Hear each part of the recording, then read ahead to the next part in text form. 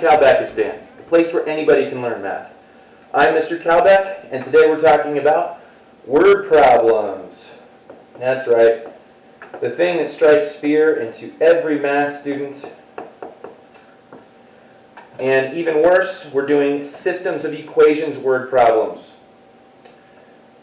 Now, the worst part about this is that word problems show up all the time. They show up on the SAT, they show up all over your tests. You will see them lots of times. So it's important that you know how to do that. Fortunately for you, after today, you're going to have lots of great strategies to make this work. So let's jump in. Why are word problems hard? What makes them difficult? I want to tell you, it's because no math teacher has ever set foot in an English classroom. You guys have all been in your English classes. Now, your teachers might have not used this diagram, but I guarantee you they've told you this. When you write an essay, it should look like this. It should look like a pyramid. And the very first thing, the thing that their whole essay is based on, everything stems from, is called the thesis.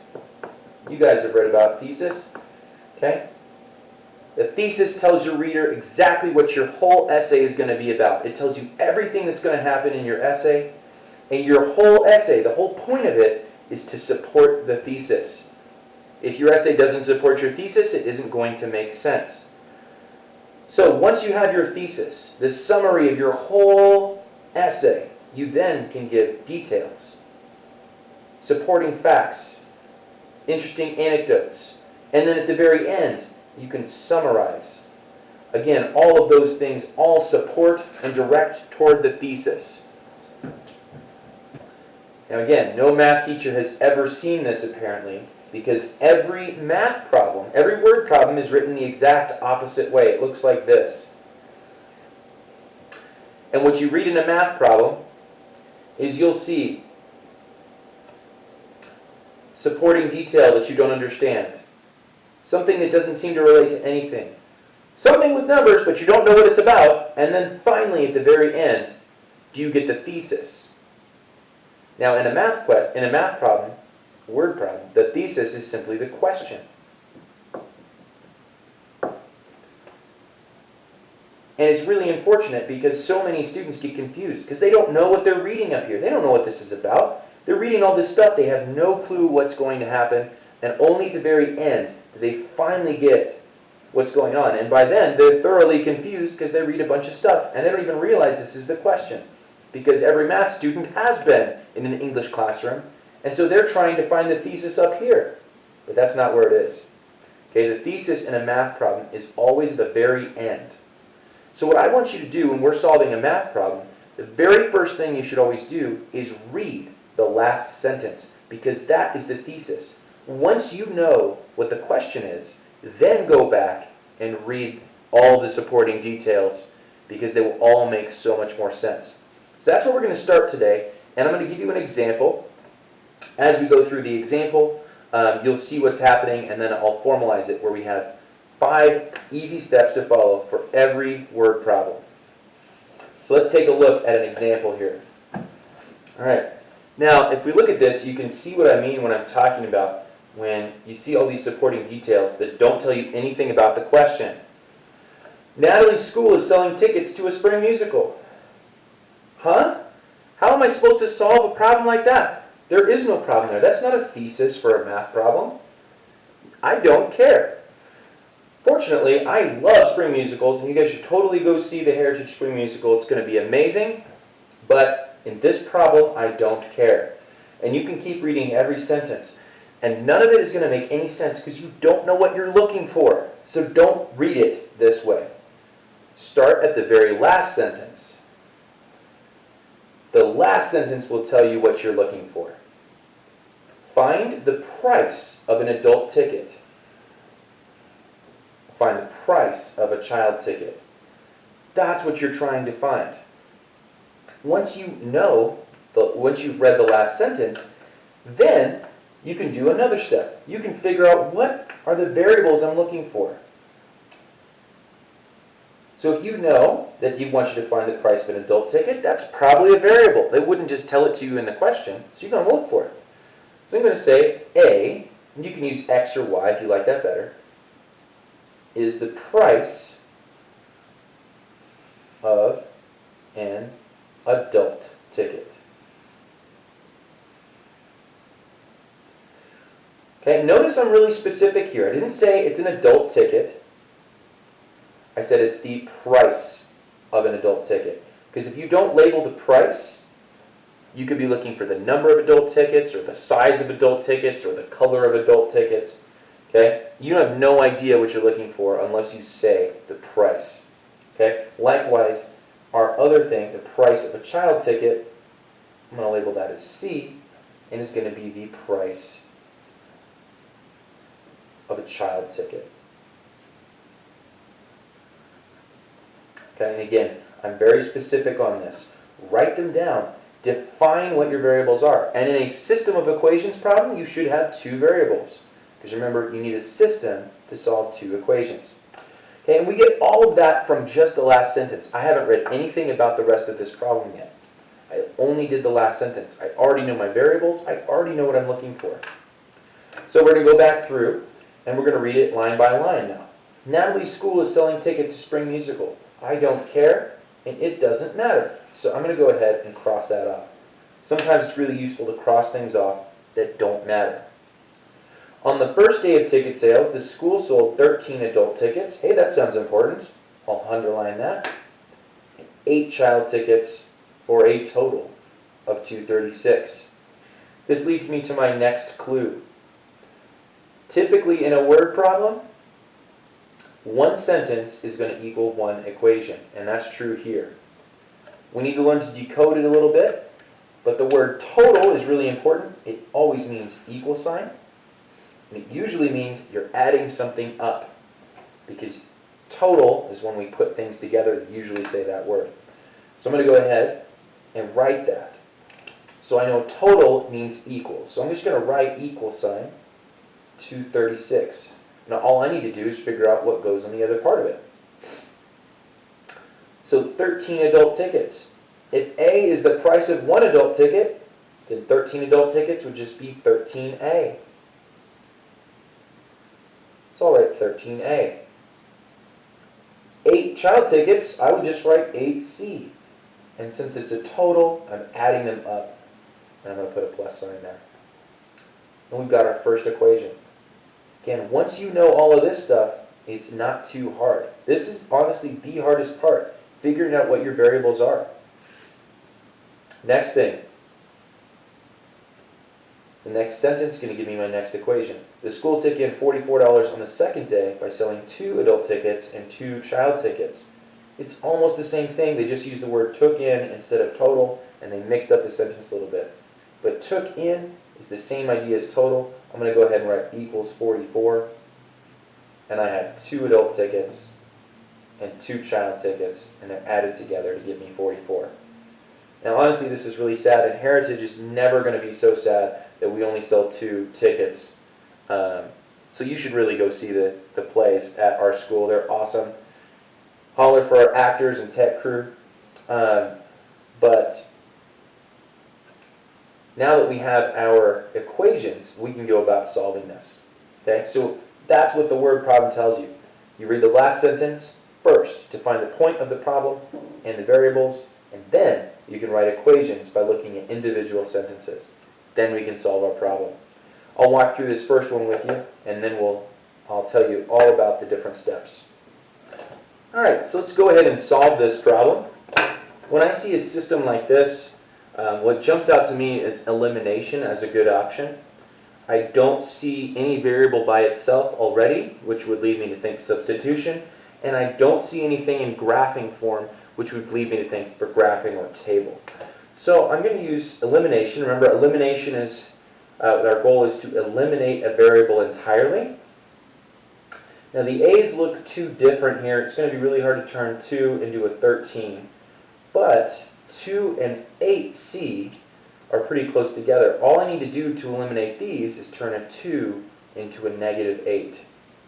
So what I'm going to do here is multiply the entire second equation by negative 4. Remember, whatever you do you have to follow the golden rule because it has to go to the entire equation. You guys remember the golden rule, right?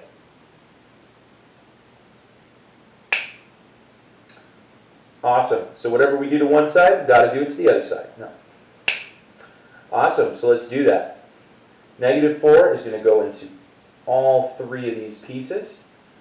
Negative 4 times 2 is negative 8. Negative 4 times 2 is another negative 8. And negative 4 times 44 is 176. Feel free to use your calculator for those kinds of problems. Now, when we do that, we simply add up the entire equations together. So 13a and negative 8a makes a positive 5a. 8c and negative 8c makes nothing, cancels out. And 236 and a negative 176 makes a positive 60. So all we need to do now is divide by 5, because that 0 doesn't matter. So we divide by 5 on both sides, and we end up with a equals 12, which is awesome. That's the price of an adult ticket. But we need to still figure out what the child ticket cost is. So I'm going to go ahead and plug 12 back into my original equation. And my original equation was 2a plus 2c equals 44. And I'm going to choose this one. It doesn't actually matter which equation you use, but I like this one because it's smaller numbers. So I'm going to plug 12 in for a, and I'm substituting it in, which gives me 24 when I multiply, plus 2c equals 44. I can subtract 24 from both sides, and I get 2c equals 20. Divide by 2, and you find out that c is equal to 10. So the cost of a child ticket is $10, and the cost of an adult ticket is $12. Now I've told you to always write the answer to a system and a coordinate point. Since this isn't really coordinates, we're talking about cost, you can just leave it like this. Alright? So now that we've done a problem here, let's go through the process. Because once you understand the process, these get so much easier. Step 1. Say it if you remember. Read the last sentence first. Whoa. Calbeck. Or Calbeck, rather. Read the last sentence first. This would be a great thing to write in your notes if you're writing down notes to this. Read the last sentence first, because that's going to tell you all the information you need to solve the problem. All right? Because remember, your thesis is at the very end. So that's what we're looking for. Okay? Step 2.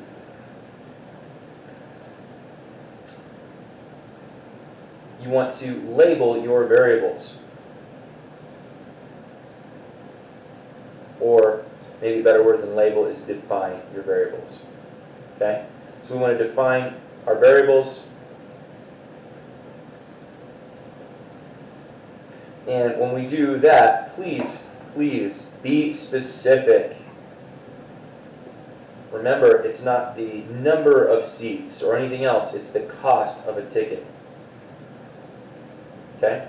If you're talking about money, talk about money. If you're talking about numbers, talk about numbers, but be specific. This is so important, and a big reason why many people struggle with word problems is they're too lazy to write down the extra 2 words of saying A equals the cost of an adult ticket.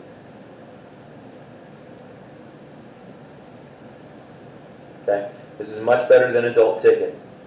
You just write that down, you could be talking about anything. Alright? Awesome. Step 3. Once we have our variables defined, we write our equations.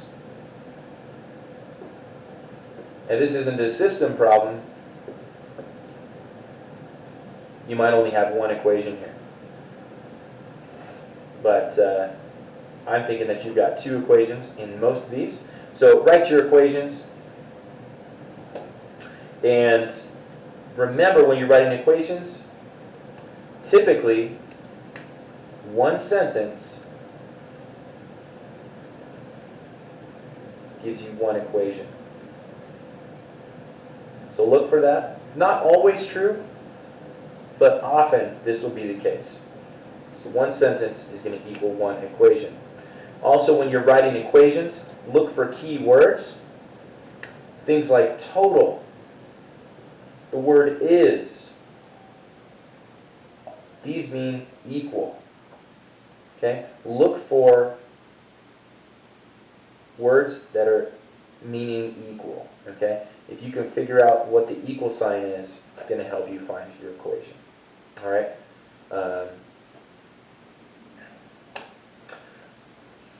Step 4, pretty easy. Solve. All right, and remember, think about the different strategies you can use. Typically in a word problem, teachers don't care what strategy you use. So if you like elimination, do that. That's a great one. But you can also use substitution. You can also graph. You could also use a table. Heck, if you're drawing a blank, you can guess and check. Don't feel limited by one strategy.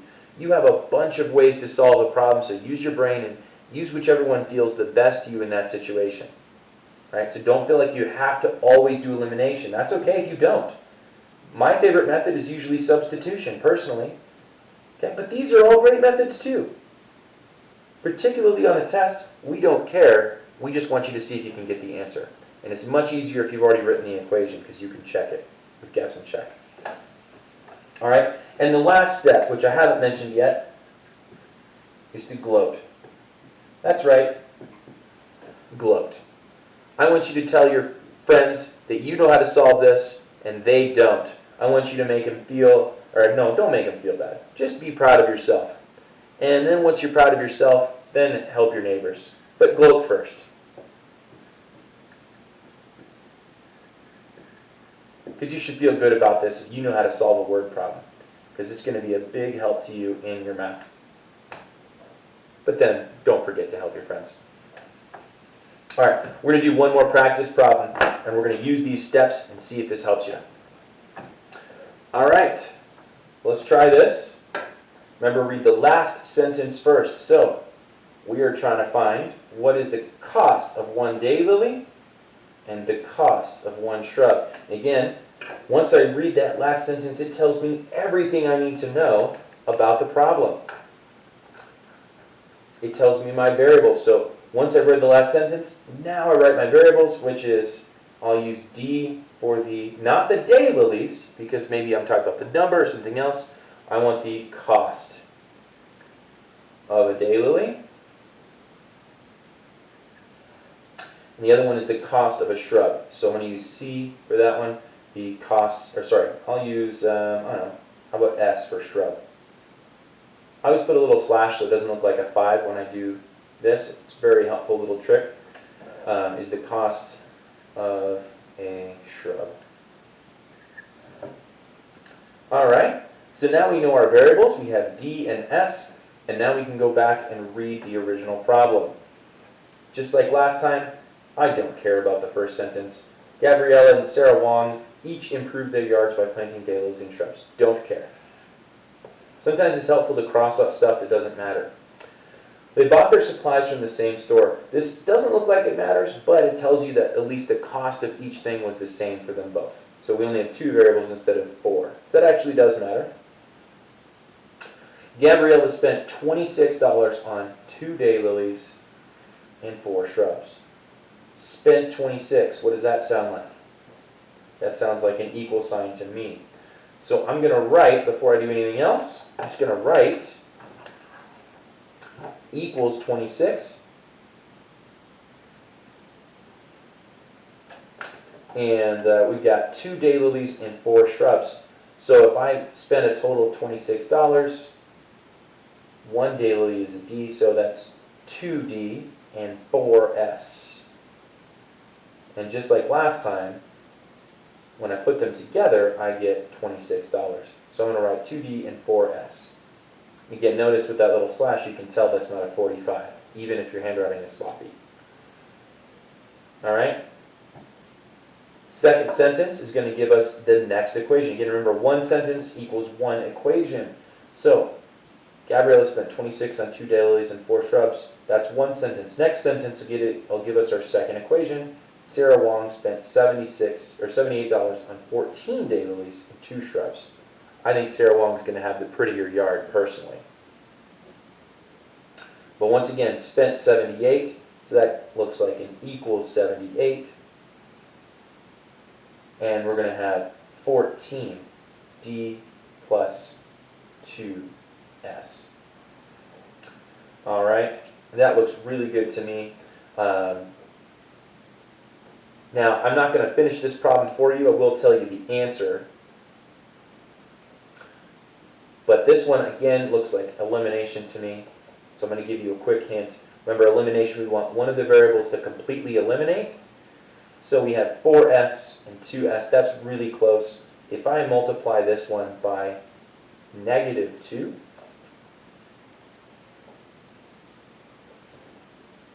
I'm going to end up with the right answer.